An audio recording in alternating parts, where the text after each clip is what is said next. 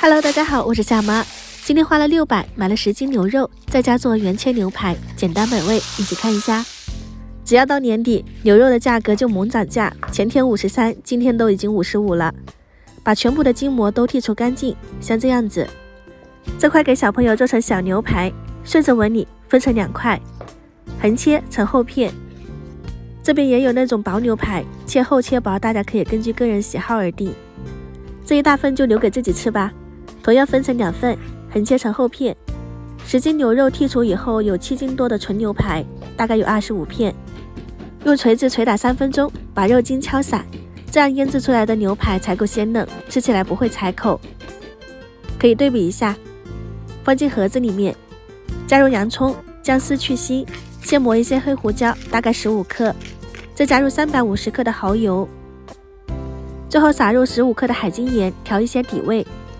戴上手套抓拌均匀，还可以加一些生粉，但是不要加料酒和生抽，过多的水分会影响牛肉的口感。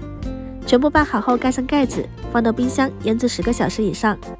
这是买牛肉送的牛油，不要钱，所以我全部拎回来了。清洗干净后切成小块，像熬猪油一样把牛油熬出来。油渣可以用来炒菜哦，牛油盛出来备用。锅里面要剩一些牛油，加10克黑胡椒、20克白糖、3勺番茄酱、2勺酱油、1勺盐、3到4勺的蚝油，再来一些杂蒜，一点点味精，翻拌均匀，开最小火。再准备1勺面粉，加入适量的清水，搅拌均匀。倒进去以后开大火，给它熬至粘稠。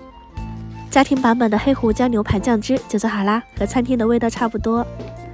原切牛排我腌制了1天1夜，把姜丝和葱丝拍掉，放到盘子里面。刚好2大盘，可以够家里人吃上2个星期。